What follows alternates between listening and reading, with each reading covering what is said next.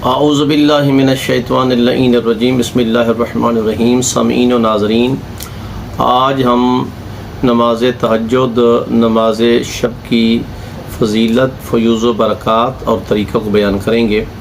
قرآن کریم میں تقریباً 5 مقامات ایسے ہیں، 5 آیتیں ایسی ہیں، 5 صورتیں ایسی ہیں کہ جن صورتوں میں نماز نوافل یعنی نماز تہجد کا تذکرہ ہے، جیسا کہ سورہ زاریات کی آیت نمبر 18 میں، سورہ مزمل کی آیت نمبر 2 میں، سورہ مزمل کی آیت نمبر 20 میں، سورہ دہر کی آیت نمبر 26 میں اور سورہ بنی اسرائیل کی آیت نمبر 17 میں۔ 17 میں تو یہ واضح الفاظ ہے کہ وَمِنَ اللَّيْلِ فَتَہَجَّدْ بِهِ نَافِلَةً لَكَ عَسَىٰ أَن يَبْعَثَ رَبُّكَ مَقَامًا مَحْمُودًا۔ یعنی نماز واجب نہیں ہے، لیکن پاک پیغمبر کے اوپر نماز یہ واجب تھی، فرماتے ہیں ہمارے اوپر یہ نماز تہجد یہ ہے مستحب ہے، لیکن اس کے کمال فیوز و برکات ہیں۔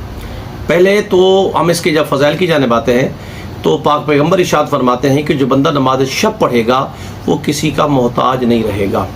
چھٹے امام جعفر صادق علیہ السلام فرماتے ہیں کہ جو نماز شب پڑھے گا وہ اللہ سے اپنے راز و نیاز کی باتیں کرے گا اور پروردگار عالم اس کی عمر طولانی کر دے گا، عمر اس کی بڑھ جائے گی، زندگی طویل ہو جائے گی۔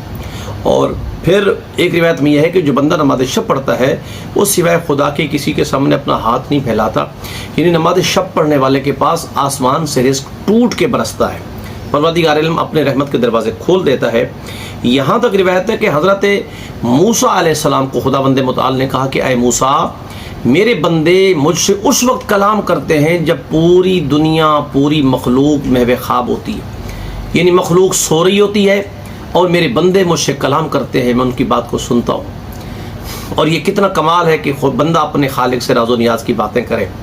اور جہاں اور فیوز و برکات پڑھتے ہیں وہاں معصومین یہ بھی ارشاد فرماتے ہیں کہ نماز شب جو ہے وہ انسان کو متقی بنا دیتی ہے۔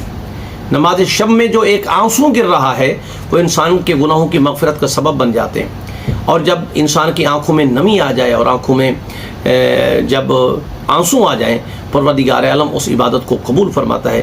اسی لیے نماز شب میں جو مانگا جائے ذات واجب انسان کو عطا کرتی ہے، لیکن اگر مانگنے والا محب علی ہو، مانگنے والا آل محمد کا چاہنے والا ہو، مانگنے والی اگر کوئی خاتون ہے کنیز زہرا ہو، تو اگر اس طرح سے آل محمد کے وسیلے سے مانگیں اور پھر نماز شب پڑھ کے مانگیں تو مولا فرماتے ہیں اس انسان کی دعا بارگاہ الہی میں ضرور قبول ہوتی ہے۔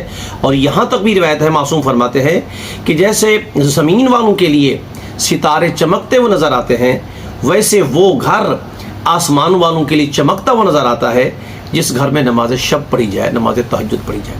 آئیے اس ویڈیو کو طویل نہیں کرتے ہیں، ہم بیان کرتے ہیں کہ نماز شب پڑھنے کا ایک طریقہ، اور ان کو 3 حصوں میں ڈیوائیڈ کیا جاتا ہے نماز تہجد کو۔ پہلے حصے میں 2 رکعت نماز کر کے 8 رکعت نماز جو ہے وہ نماز شب یا نماز تہجد کی نیت سے پڑھے۔ نیت کریں کہ میں 2 رکعت نماز پڑھتا ہوں یا پڑھتی ہوں نماز شب یا نماز تہجد قربتاً الی اللہ۔ جب آپ یہ نیت کریں گے اور نیت کرنے کے بعد پھر اپنے یہ نماز جو ہے بالکل صبح کی نماز کی طرح پڑھنی ہے، یعنی پہلی رکعت میں سورہ الحمد کے بعد سورہ انا اعطیناک کا پڑھ سکتے ہیں، سورہ انا انزلنا پڑھ سکتے ہیں، اور دوسری رکعت میں الحمد کے بعد سورہ توحید، سورہ قل هو اللہ احد کی تلاوت کریں۔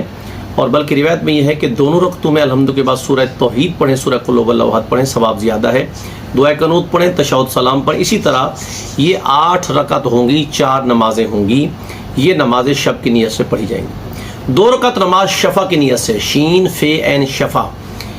نماز شفع میں دعائے قنوت نہیں ہے، الحمد پڑھیں، انا اعطینا پڑھیں، دوسری رکعت میں الحمد کی تلاوت کریں اور پھر سورہ توحید کی تلاوت کریں، اس کے بعد رکوع کریں، سجدے بجا لائیں، اور یہاں رک کے آپ تشہد السلام پڑھنے کے بعد آپ یہاں پہ تسبیح زہرا، بی بی فاطمہ الزہرا سلام اللہ علیہا بھی پڑھ سکتے ہیں، استغفار کوئی تسبیح بھی پڑھ سکتے ہیں۔ لیکن اگر آپ چاہتے ہیں کہ نہیں میں کنٹینیو کروں تو پھر آخر میں 1 رکعت نماز وطر، جسے نماز وطر کی نیت کر کے پڑھیں گے، وہ 1 رکعت ہوگی۔ کھڑے ہو کے پڑھیں گے تو 1 پڑھیں گے، لیکن نیت یہ کی جائے گی کہ میں نماز پڑھتا ہوں یا پڑھتی ہوں وطر قربتاً الی اللہ۔ بیٹھ کے پڑھیں گے تو وہ 2 رکعت ہو جائے گی۔ 1 رکعت پڑھیں گے تو اسی 1 میں الحمد اور قل کے بعد آپ دعائے قنوت پڑھیں گے. اور دعائے قنوت جو ہے اس کا طریقہ جو ہے وہ تھوڑا سا مختلف ہے کہ دعائے قنوت جو عام طور پہ آپ یہ پڑھتے ہیں یہ پڑھیں, لیکن اس سے پہلے معصومین علیہ السلام فرماتے ہیں کہ لا الہ الا اللہ الحلیم الکریم, لا الہ الا اللہ العلی العظیم, سبحان اللہ رب السماوات السبع ورب الارضین السبع وما فیہن وما بینہن وہو رب العرش العظیم.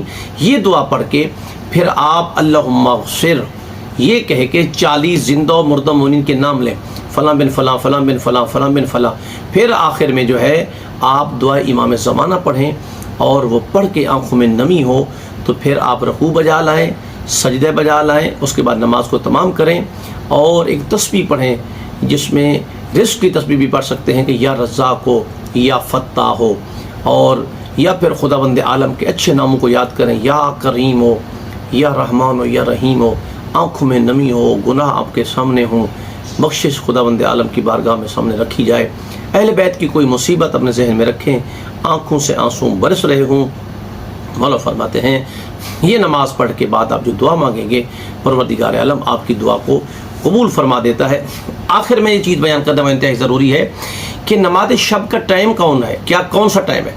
نماز شب کے بارے میں جو ٹائم ہے کہ بہترین ٹائم یہ ہے کہ آدھی رات گزر جانے کے بعد اس کو آپ پڑھ سکتے ہیں, اور پھر نماز فجر کی اذان سے پہلے آپ نماز تہجد کو بجا لیں. یہ بہترین ٹائم, افضل ٹائم ہے. اور یہ روایت میں ہے کہ اگر کوئی انسان اس وقت نہیں پڑھتا, 12 بجے کے بعد یعنی آدھی رات کے بعد بھی پڑھنا چاہے تو بھی پڑھ سکتا ہے. اور اگر انسان نہیں اٹھ پاتا ہے تو رات کو جب سونے لگے تو اس سے پہلے نماز شب پڑھ لے, ثواب مل جائے گا. لیکن وہ فضیلت ایک الگ ہے کہ جب پوری دنیا میں خواب ہوتی ہے اور انسان اپنے خدا سے راز و نیاز کی باتیں کر رہا ہوتا ہے, تو یہ جو آپ نماز ادا کریں گے تو آخر میں یہی ہے کہ کم از کم اذان فجر سے پہلے کم از کم 2 رکعت نماز اگر آپ نے ادا کر لی ہے نماز شب کی, اور باقی 9 رکعت رہتی ہیں تو بعد میں اس کو کنٹینیو کریں, تو انشاءاللہ یہ نماز کا ثواب پروردگار عالم عطا فرمائے گا. ان نماز میں مومنین, سامعین, ناظرین سے گزارش ہے کہ ہم فقیروں کو بھی ضرور یاد فرمائیں.